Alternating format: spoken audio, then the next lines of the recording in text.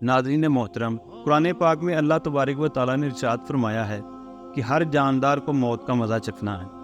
पूरी कायनात में जितने भी जानदार हैं, सब के लिए मौत का वक़्त और जगह मुकर्रर है और इससे किसी को माफ़ी नहीं और ना ही कोई इससे बच सकेगा। इसीलिए इब्लीस शैतान को भी एक दिन मौत आएगी, लेकिन वो दिन कौन सा होगा और क्या शैतान को भी दूसरों की तरह जान निकलते वक्त तकलीफ़ होगी और शैतान को कहाँ दफन किया जाएगा और ये इब्लीस कितना अरसा मौत की नींद सोएगा। मोहतरम दोस्तों, आज की इस मुनफरद वीडियो के अंदर हम इन्हीं सवालात के जवाबात कुरान और हदीस की रोशनी में आपके साथ शेयर करेंगे। लिहाजा आप सबसे गुजारिश है कि इस वीडियो को आखिर तक ज़रूर देखें। नाज़रीन मोहतरम, शैतान मरदूद को अल्लाह तबारक व तआला ने जन्नत से निकाल दिया तो इसने अल्लाह तबारक व तआला से क़यामत तक के लिए मोहलत तलब की कि क़यामत से पहले मुझे मौत ना आए, लेकिन अल्लाह तबारक व तआला ने इसको मुकर्ररा वक़्त यानी एक ख़ास वक़्त तक के लिए मोहलत दी, जिसे कुरान पाक में यूँ बयान किया गया है कि इसने कहा, ऐ मेरे परवरदिगार, लोगों के ज़िंदा किए जाने तक मुझे मोहलत दे। अल्लाह तबारक व तआला ने इरशाद फरमाया, तुझे मोहलत दी जाती है।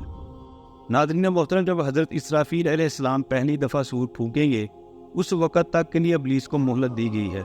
प्यारे दोस्तों, क़यामत की निशानियाँ जब पूरी हो जाएंगी तो मोमिनों के पास से एक खुशबूदार हवा गुजरेगी जिससे तमाम ईमान वाले वफ़ात पा जाएंगे, जिसके बाद 40 साल का ज़माना इस तरह से गुजरेगा कि कोई बच्चा पैदा नहीं होगा, यानी हर इंसान की उम्र कम से कम 40 साल होगी।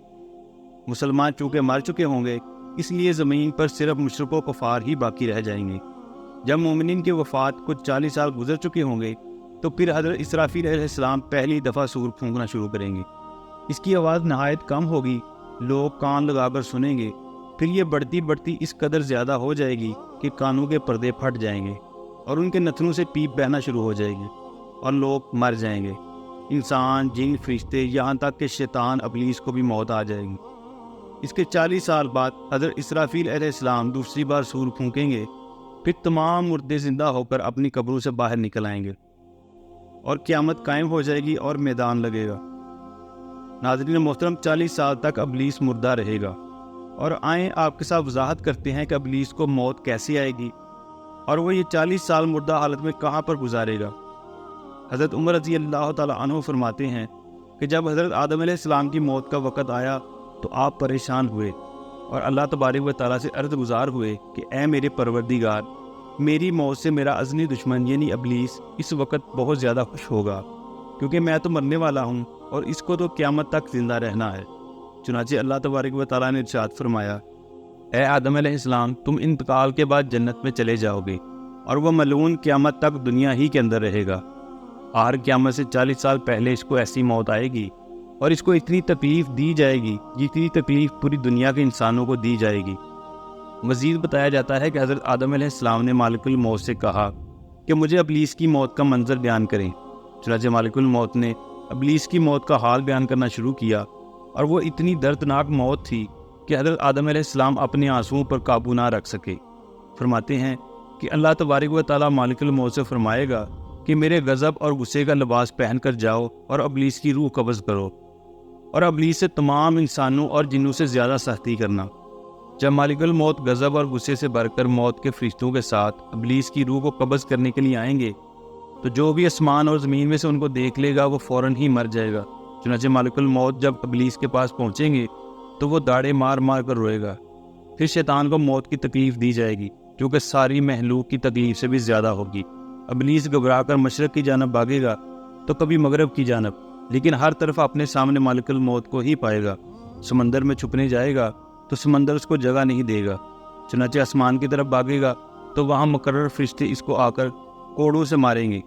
चुनांचे वहाँ से भागता हुआ हज़रत आदम अलैहिस्सलाम की कब्र के पास खड़ा होकर कहेगा, ऐ आदम अलैहिस्सलाम, तुम्हारी वजह से मैं मालून और मरदूद बना, आज तुम पैदा ही ना हुए होते। फिर मालिकुल मौत अलैहिस्सलाम से कहेगा, कितनी सख्ती और तकलीफ़ के साथ मेरी जान निकालोगे। मालिकुल मौत अलैहिस्सलाम फरमाएंगे, जितने लोग जहन्नम में हैं उन सब की मौत से कहीं ज़्यादा तकलीफ़ और सख्ती के साथ तेरी जान निकालूंगा।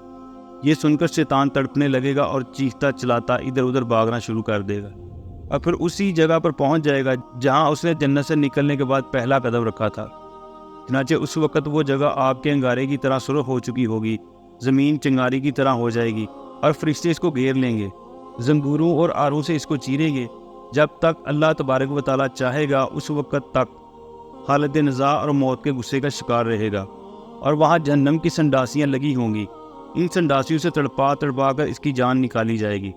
چنانچہ حضرت آدم علیہ السلام اور بی بی حوا سے کہا جائے گا، ذرا اپنے دشمن کو دیکھو کہ کس طرح ذلت کے ساتھ مر رہا ہے۔ وہ یہ دیکھ کر کہیں گے کہ اے ہمارے پروردگار، تم نے ہم پر اپنی نعمت مکمل کر دی۔ ان جہنمی گڑھوں میں ابلیس 40 سال تک مردہ رہے گا اور یہی اس کی قبر ہوگی۔ 40 سال بعد جب دوبارہ حضرت اسرافیل علیہ السلام سور پھونکیں گے تو تمام مردے زندہ ہو جائیں گے، اور پھر حساب و کتاب کا سلسلہ شروع ہوگا، جس کے بعد شیطان لعین کو جہنم کے اندر بھیجا جائے گا۔ پھر وہ وہاں اپنی ذریت اور چاہنے والوں کے ساتھ رہے گا اور ہمیشہ ہمیشہ اسی عذاب میں رہے گا۔ اللہ تبارک و تعالیٰ سے دعا ہے، اللہ تبارک و تعالیٰ ہمیں اس دنیا کے اندر ابلیس کے شر سے محفوظ رکھے، اور اللہ تبارک و تعالیٰ ہمیں سنت نبوی کے مطابق زندگی بسر کرنے کی توفیق عطا فرمائے۔ آمین۔